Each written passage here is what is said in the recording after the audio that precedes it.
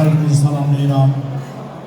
Bugün Ramal kardeşimizin evladının kiçik toyunda iştirak etmek bizim her birimiz için büyük bir gururdur, büyük bir iftihardır. Elbette ki Ramal başta olmakla burada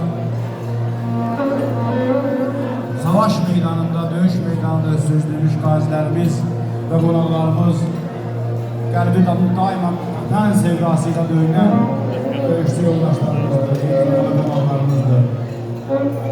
Və ən başlıca olaraq mən qəhrəman şəhidlərimizin müqəddəs ruhu qarşısında böyük ehtiram hissi ilə baş eyləm. O möhtəşəm bayrağımızın işğal altında olan torpaqlarımızda 44 gün ərzində hər gün və gün dalğalanan bizim qəhrəman şəhidlərimizin döyüş meydanındakı göstərdiyi böyük izahədir.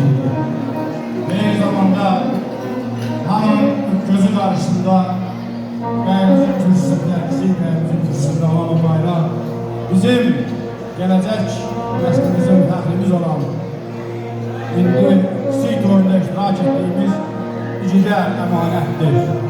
O bayraq hər birimizin göz bəbəyi, hər birimizin başının üstündə dalğalanır və dünya durduqca dalğalanacaqdır.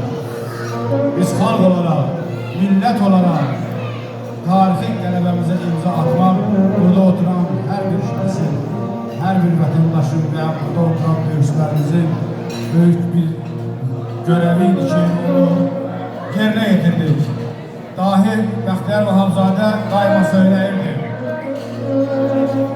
Ey vətən oğlu düşün, bil ki sənindir bu vətən. Dünənin, həm bugünün, həm sabahındır bu vətən. Sənin öz millətin, öz kimliyin, öz cəddin var. Vətən uğrunda ölənlər ölümündən doğular. Bizim iqbalımızı yazdı qılıncın kəsəri, bizi biz etdilənən qorxuduğuz namələri. Biz vətən məcnunu, el aşıqı, sülh əskəriyik. Biz vətən namına ölsək dirilərdən biriyik.